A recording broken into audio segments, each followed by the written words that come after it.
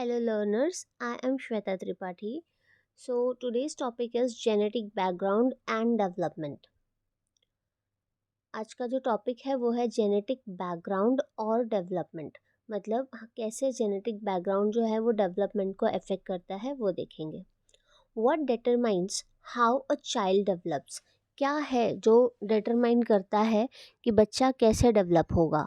While it is impossible to count for each and every influence that contributes to who a child eventually becomes, but the most prominent among the influence may include things such as genetics, parenting, experiences, friends, family, education and relationships.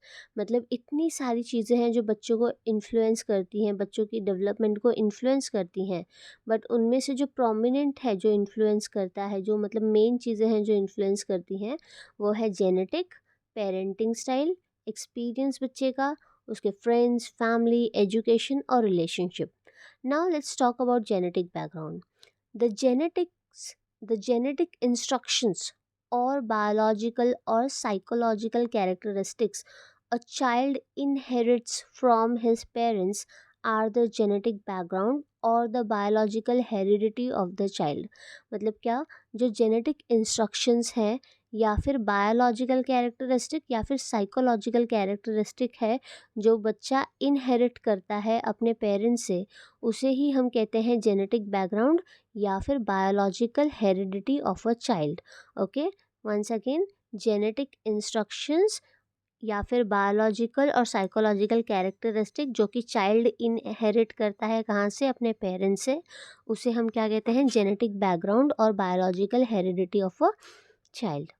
Now heredity क्या है? Heredity is, in other words, a biological process of transmission of certain traits of behavior of the parents to their child by means of the fertilized eggs। Hereditary traits are innate, they are present at birth। मतलब अगर दूसरे शब्दों में heredity का definition देखा जाए तो heredity मतलब होता है एक बायोलॉजिकल प्रोसेस है जिसमें पेरेंट्स का कुछ बिहेवियर ट्रांसमिट होता है बच्चे के पास। और वो बिहेवियर कैसे ट्रांसमिट होता है, किसके ज़रिए ट्रांसमिट होता है? फर्टिलाइज एग के द्वारा। ठीक है, फर्टिलाइज एग मतलब मदर के एग को स्पर्म ने फर्टिलाइज किया है तो फर्टिलाइज्ड एग है। ठीक है, और हेरिडिटी जो है ना वो इनेट है। इनेट मतलब इनबिल्ट, जन्म से ही रहता है उसके पास, बच्चे के पास इनेट है और present at the birth. Heredity refers to the genetic inheritance received by every individual at the time of conception। Heredity क्या है? जेनेटिक इनहेरिटेंस है जो हर एक इंसान के पास होता है और वो eight the time of conception मतलब जब पेट में बच्चा आता है तब से ही वो उसके पास है। The origin of every human life can be traced to a single cell called zygote। The union of sperm and ovum forms it। मतलब हर एक इंसान की जो लाइफ की शुरुआत है वो जाइगोट से ही शुरू हुई है, सिंगल सेल से शुरू हुई है जिसका नाम है जाइगोट। और वो जाइगोट कैसे बना है? मेल का स्पर्म और फीमेल का ओवम, इन दोनों के फ्यूजन से एग फर्टिलाइज होके और जाइगोट बना। The sperm and ovum will contain 23 pairs of chromosomes out of which one will be sex determining chromosomes। देखो, एक इंसान के अंदर ना 46 क्रोमोसोम होते हैं और वो 46 क्रोमोसोम को अगर हम जोड़ी में बनाएं तो 23 पेयर हो गया, जिसमें से 22 पेयर जो है उसे हम क्या कहते हैं? ऑटोसोम्स क्रोमोसोम बोलते हैं। ऑटोसोम्स मतलब वो बॉडी कैरेक्टर के लिए होता है।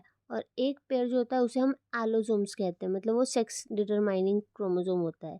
तो जो फीमेल है ना उसके अंदर 23 pairs of X X chromosomes होता है और जो मेल है उनके पास 22 पेयर एक्स एक्स और दो सिंगल है जो रिप्रेजेंट होते हैं एक्स वाई से। तो एक्स जो क्रोमोसोम है वो मदर से आता है और वाई क्रोमोसोम अगर फादर से आता है तो वैसे male child, male offspring born होगा। और अगर दोनों पेरेंट्स से अगर एक्स एक्स आ गया तो फीमेल चाइल्ड बॉर्न होगी। इन ईच क्रोमोसोम, हर एक क्रोमोसोम में इनन्यूमरेबल जीन्स होता है। ठीक है, this once again I'm just revising it।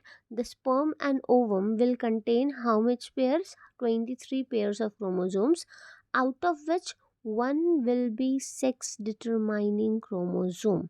ठीक है, 23 पेयर में से एक पेयर ऐसा होगा जिसको हम सेक्स डिटरमाइनिंग क्रोमोसोम बोलेंगे. Female will have 23 pairs of X X chromosomes. Females के पास 23 पेयर्स होगा एक्स एक्स क्रोमोसोम्स का. And male will have 22 pairs of X X and 2 single represented as XY chromosomes. X chromosomes from mother and Y chromosome from father will lead to male offspring. XX from both parents give rise to female. In each chromosome there are innumerable genes.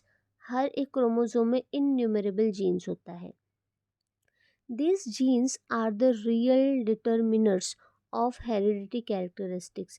ये gene जो है ये real determiner है heredity characteristic के, जो कि पास होता है एक जनरेशन से दूसरे जनरेशन में. At the time of conception the genes from both chromosomes of both the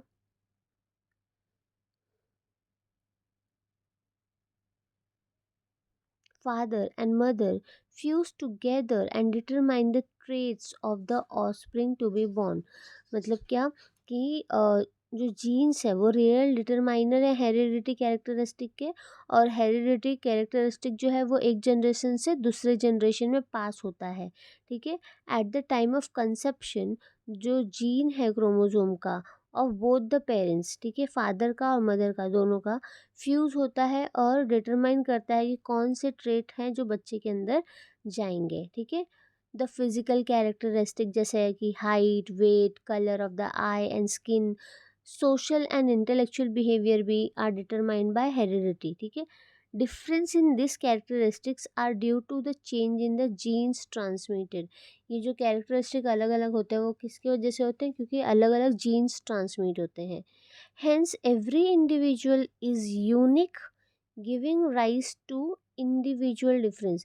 इसीलिए हर एक इंडिविजुअल यूनिक होता है और इंडिविजुअल डिफरेंस होता है. Now let's see what is individual difference. देखो, according to Carter B Good 1959, individual difference stands for the variation or the deviation among individuals in regard to a single characteristics or a number of characteristics. According to Carter B Good के हिसाब से क्या है individual difference, मतलब क्या, variation और deviation किसमें, among individual, in regard to single characteristic और नंबर ऑफ कैरेक्टरिस्टिक. मतलब हो सकता है एक सिंगल कैरेक्टरिस्टिक में वेरिएशन हो या फिर बहुत सारे कैरेक्टरिस्टिक्स में डिफरेंस हो. साइकोलॉजिकल टर्मिनोलॉजी के हिसाब से the difference between individual that distinguish or separate them from one another and make one as a unique individual in oneself are named as individual difference. In psychological terminology के हिसाब से किसी भी individual के बीच में जो डिफरेंस होता है और जो कि डिस्टिंग्विश करता है, दोनों को सेपरेट करता है एक दूसरे से और एक दूसरे को यूनिक बनाता है खुद इन वन सेल्फ, उसे ही हम लोग इंडिविजुअल डिफरेंस कहते हैं. ठीक है, नेक्स्ट है इम्पैक्ट क्या है जेनेटिक बैकग्राउंड का डेवलपमेंट के ऊपर. ठीक है, impact of genetic background on development of a child. Recent studies have compiled lists of traits most influenced by heredity. Research के हिसाब से जो सबसे ज़्यादा ट्रेट इन्फ्लुएंस होता है हेरिडिटी के हिसाब से वो हम देखते हैं. पहला है फिजिकल कैरेक्टरिस्टिक्स. हमारे पेरेंट्स से कैसे हम हमारा फिजिकल कैरेक्टरिस्टिक्स जो है वो इन्फ्लुएंस होता है वो देखते हैं. Physical characteristics that are most genetically determined include height, weight, tone of voice, tooth decay, athletic ability and age of death among others. ठीक है, तो हेरिडिटी की वजह से कौन सा फैक्टर हमारा डेवलप हो रहा है या चेंज हो रहा है, फिजिकल में क्या हो रहा है, फिजिकल कैरेक्टरिस्टिक डिटरमाइन हो रहा है जेनेटिकली से, और height, weight, tone of voice, tooth decay, athletic ability, age of death, ये सारी चीज़ें डिटरमाइन होंगी. नेक्स्ट है intellectual capabilities include memory, IQ score, age of language acquisition, reading disability and mental retardation. मतलब हमारा जो इंटेलेक्चुअल कैपेबिलिटी है, हमारी मेमोरी कैसी होगी, आईक्यू स्कोर क्या होगा, कौन सी उम्र में हम जाके लैंग्वेज सीखेंगे, रीडिंग डिसेबिलिटी, मेंटल रिटार्डेशन, ये सारी चीज़ें भी जेनेटिकली इफ़ेक्ट होती हैं। नेक्स्ट है emotional characteristics found to be the most influenced by heredity, were shyness, extroversions, neurosis, schizophrenia, anxiety and alcohol dependence, ये सारी चीज़ें भी जेनेटिकली इफ़ेक्ट होती हैं कि बच्चा कितना शर्म करता है, कितना इंट्रोवर्ट है, कितना एक्सट्रोवर्ट है, ठीक है, कितना टेंशन लेता है, अल्कोहल डिपेंडेंस कितना है, वो सारी चीज़ें इफ़ेक्ट होती हैं जेनेटिक्स से।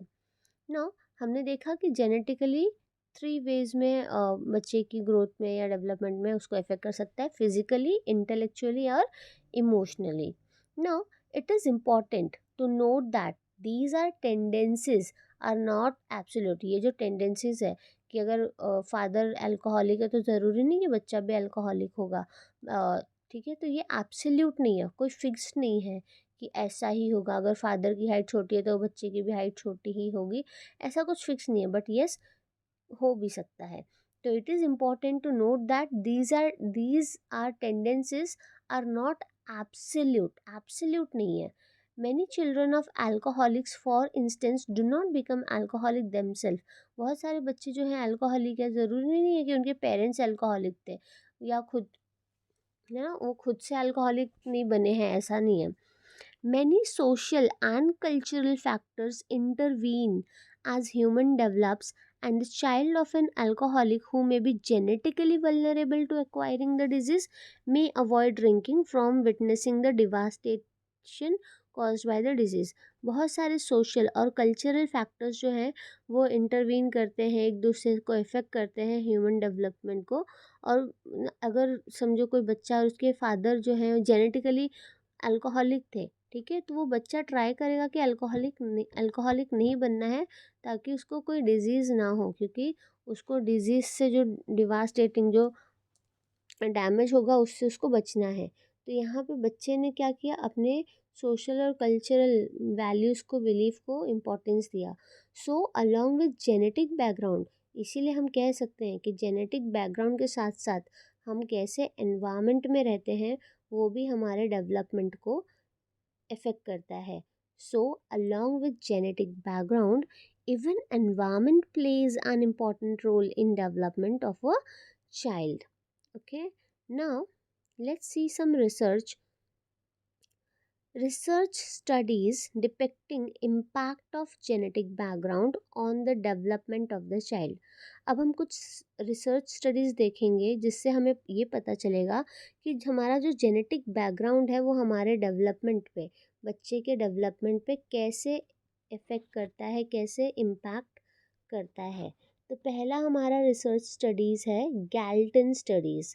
गैल्टन का एक काम है, एक काम है, उसका नाम है हेरिडिटरी जीनियस, ठीक है, 1869। Galton, in his pioneer work on hereditary genius, has sought to show that the probability of the occurrence of greatly gifted children is vastly higher when when the father are of a superior intelligence. Galton studies, जो उसकी studies का क्या नाम है, work on heredity genius, उसने ये देखा कि अगर फादर सुपीरियर इंटेलिजेंस का है ना, तो बहुत ज़्यादा संभावना बढ़ जाती है कि बच्चा जो है वो गिफ्टेड होगा, ठीक है ना।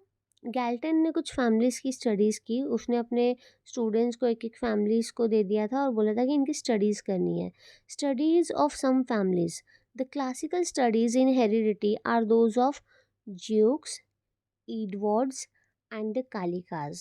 The study of the Jukes was done by R.L. Dugdale, ठीक है, of Edward by A.E. Winship and the Kalikas by the Henry H. Goddard. मतलब क्या कि तीन फैमिलीज़ को सिलेक्ट किया गया, वो तीनों फैमिलीज़ का नाम है, पहली फैमिली है ज्यूक्स, दूसरी फैमिली है एडवर्ड और तीसरी फैमिली है कालिकास।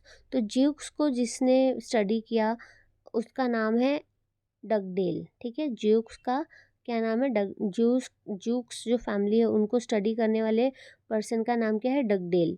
फिर दूसरी फैमिली है एडवर्ड, एडवर्ड को स्टडी करने वाले का नाम है ए ई विनशिप। और तीसरा है कालिकास, कालिकास को स्टडी करने का जो है वो है हेनरी एच गॉडर्ड, गॉडर्ड। ठीक है। तो अभी देखो ये तीन नाम ऐसे लर्न करना थोड़ा डिफिकल्ट हो जाता है ना। तो मैंने ऐसे लर्न किया है कि जोक्स, पहली फैमिली है ज्यूक्स। तो जोक हम बोलते हैं जोक, अगर कोई हमारे जोक जोक करेगा हमें, तो मैं तो उसको ऐसे बोलते हैं ना, धक्का मार के गड्ढे में गिरा दूँ, डग में गिरा दूँ, है ना। तो जोक्स जो है ज्यूक्स, उस फैमिली को किसने लर्न किया, डगडेल। ठीक है, डगडेल, डग गड्ढे, डग मतलब क्या होता है, गड्ढा ना। तो डगडेल, डगडेल ने कौन सी फैमिली की स्टडी की, ज्यूक्स ने। फिर दूसरी फैमिली है एडवर्ड, एडवर्ड, इस नाम में देखो अवार्ड वर्ड छुपा है लास्ट में, WARD। तो अवार्ड, एडवर्ड। तो अवार्ड कब मिलता है, जब हम विन हो जाते हैं। तो एडवर्ड को किसने स्टडी किया, विनशिप ने।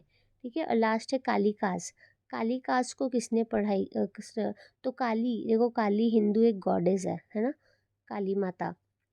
तो कालिकास हेनरी एच गॉडर्ड। ठीक है। तो ऐसे पहले लर्न करना है कि ज्यूक्स जो फैमिली है उसको किसने स्टडी की, डगडेल ने। फिर दूसरा है हमारा एडवर्ड, एडवर्ड को किसने स्टडी किया, विनशिप ने। और कालिकास को किसने स्टडी किया, गॉडर्ड ने, हेनरी एच गॉडर्ड। ठीक है।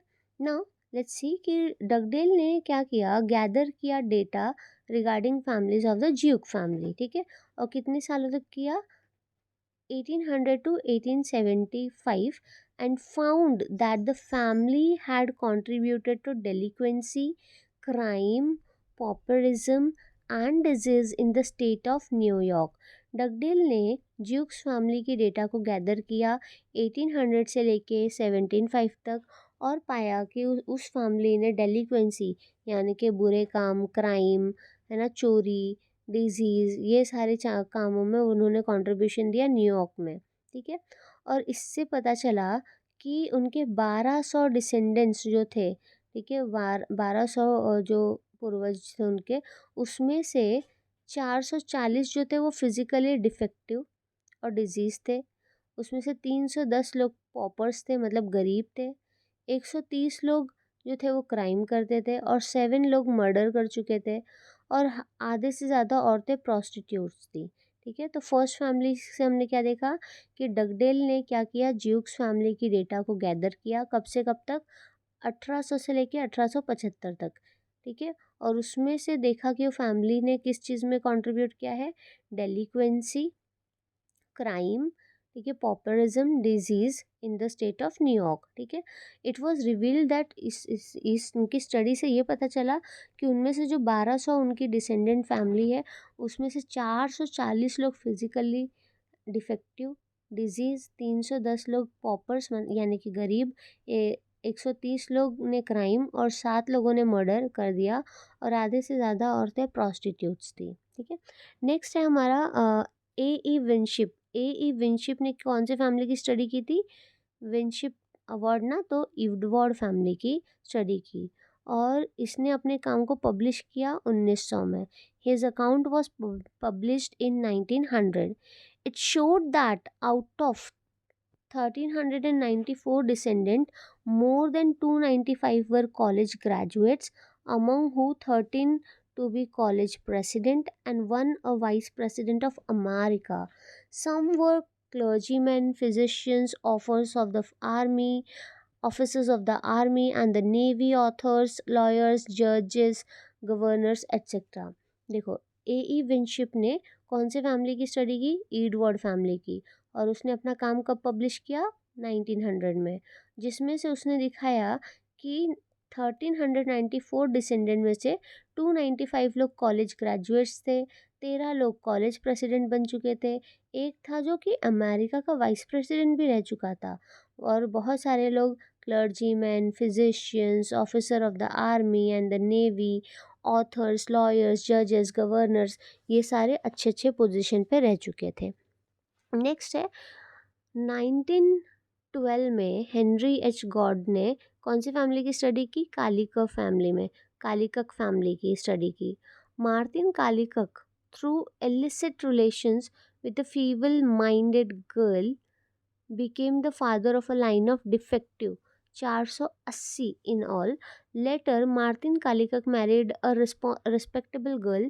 The 495 descendant of this marriage all turned out good. तो हेनरी एच गॉडर्ड ने कालीकक फैमिली की स्टडी की और उसने देखा कि कालीकक ने एक बोलते ना अच्छे बैकग्राउंड की लड़की नहीं थी, उससे शादी की और देखा कि वो 480 डिफेक्टिव लोगों का मतलब डिसेंडेंट क्रिएट हो गया। फिर मार्टिन कालीकक ने एक रिस्पेक्टेबल गर्ल से जब शादी की तो 495 डिसेंडेंट जो थे वो अच्छे थे, ठीक है। According to Goddard, Henry Goddard के हिसाब से कालीकक फैमिली प्रेजेंट करता है natural experiment in heredity. A young man of good family मतलब Martin Kallikak become through two different women. Martin Kallikak दो डिफरेंट औरतों के साथ जब आया, the ancestor of two line of descendants, the one characterised by thoroughly good respectable normal citizenship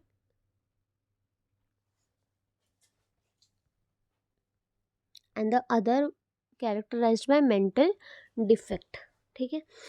The conclusion drawn from these studies was that it was heredity and not environment which was the decisive cause of the difference behavior in this family। तो इस study से ये पता चला कि जो heredity है वो इम्पैक्ट कर रही है डेवलपमेंट को, ना कि एनवायरनमेंट, ठीक है।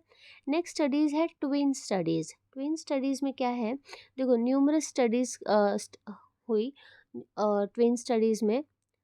तो ट्विन स्टडीज़ में मोनोजाइगोटिक मतलब आइडेंटिकल ट्विन्स, मतलब एक ही एग है, उसको एक फर्टिलाइज एक एक एग है और एक स्पर्म ने उसको फर्टिलाइज किया और वही एग स्प्लिट होके दो बन गया, तो हम लोग बोलेंगे मोनोजाइगोटिक। दो एग है और दो अलग अलग स्पर्म ने उसको जाके ये किया है, फर्टिलाइज किया, तो उसको हम लोग बोलेंगे डाइजाइगोटिक मतलब फैटर्नल ट्विंस, ठीक है। ज़रूरी नहीं कि वो सेम दिखें, लेकिन आइडेंटिकल में सेम होते हैं। तो numerous studies have used monozygotic identical twins and dizygotic मतलब fraternal twins to get a sense of how strongly heredity affects IQ. तो ट्विन स्टडीज क्यों किया गया था, ये देखने के लिए कि कैसे हेरिडिटी आईक्यू को इफेक्ट करता है, ठीक है। और इस ट्विन स्टडीज में किसका यूज़ किया गया, मोनोजाइगोटिक आइडेंटिकल ट्विंस का और डाइजाइगोटिक फ्रैटर्नल ट्विंस का। क्या देखने के लिए कि कितना हेरिडिटी इफेक्ट करता है आईक्यू को, ठीक है। Because monozygotic twins begin as a single fertilised egg, मैंने बताई थी कि मोनोजाइगोटिक ट्विंस जो है वो सिंगल फर्टिलाइज्ड एग्स होते हैं which then separates. They are genetically equivalent human beings. In contrast, dizygotic twins are conceived as two separate fertilized eggs. They share about 50% of their genetic makeup, with other 50% being unique to each twin. ठीक है? Now, if identical twins have more similar IQ scores than fraternal twins, we can reasonably conclude that heredity influence intelligence। तो इस study में वो बोल रहे हैं कि अगर आइडेंटिकल ट्विंस का आईक्यू स्कोर सिमिलर रहा तो फ्रैटर्नल ट्विंस से, तो हम ये बोल सकते हैं कि हेरिडिटी इन्फ्लुएंस करता है इंटेलिजेंस को, ठीक है। आगे देखते हैं। देखो, most of twins are raised together by the same parents in the same house, so they share similar environment as well as similar genes. Yet even when twins are raised separately, perhaps because they have been adopted and raised by different parents, they typically have similar IQ scores. In a review of many twin studies, Bouchard and McGill found these average median correlation। तो देखा कि twin studies में दो बच्चे अगर अलग अलग भी रेस कर रहे थे, ठीक है, तो भी उनके आईक्यू स्कोर सिमिलर थे। और बॉचर्ड और मैग्यू 1981 में इन्होंने देखा कि found this average correlation median correlation. The correlation of 0.72 indicates that identical twins raised in different environment tends to have very similar IQ scores. In fact, these twins are more similar to each other than our fraternal twins raised in same home. तो वो बोल रहे हैं कि जो monozygotic वाले थे, मतलब ट्विन्स थे सिमिलर वाले, उनको अगर अलग अलग घर में भी रेस किया तो भी उनका जो आईक्यू स्कोर था वो मोर सिमिलर था। लेकिन फ्रेटर्नल ट्विन्स, उनको एक ही घर में रेस किया सेम पेरेंट्स के द्वारा, तो भी उनका आईक्यू स्कोर उतना सिमिलर नहीं था as compare to identical twins. तो इससे हम ये अंदाज़ा लगा सकते हैं कि हेरिडिटी जो है वो इम्पैक्ट करता है आईक्यू स्कोर को। ठीक है, ये था हमारा सेकेंड स्टडी। पहले हमने देखा गैल्टन स्टडीज़, जिसमें हमने देखा कि गैल्टन के 3 स्टूडेंट्स 3 अलग-अलग फैमिली को स्टडी करते हैं। फिर हमने देखा ट्विन स्टडीज़। अब हम देख रहे हैं adoption studies. Now another way to separate the effect of heredity and environment is to compare adopted children with both their biological and adoptive parents. Adopt, Adopted children tend to be similar to their biological parents in genetic makeup. Their environment, of course, more closely matches that of their adoptive parents. Researchers have found that adopted children's IQ score are more highly correlated with their biological parents' IQ than with their adoptive parents' IQ. तो adoption studies में क्या पाया, देखा उन लोग ने पहले क्या किया, अडॉप्टेड चिल्ड्रन को कंपेयर किया उनके बायोलॉजिकल पेरेंट्स से और अडॉप्टिव पेरेंट्स से, मतलब जो उनके असली पेरेंट्स हैं उनके साथ, और जो पेरेंट्स ने अडॉप्ट किया है उनके साथ। और रिसर्चर्स ने देखा कि जो बच्चे हैं उनका आईक्यू स्कोर सिमिलर है उनके बायोलॉजिकल पेरेंट्स के साथ, ना कि अडॉप्टिव पेरेंट्स के साथ ना। In other words, in a group of people who place their infants up for adoption, those with the highest IQ tends to have offspring who, despite being raised by other people, also have highest IQ. Furthermore, the IQ correlations between adopted children and their biological parents become stronger, and those between the children and their adoptive parents become weaker. As the children grow older, especially during the late adolescence. ठीक है,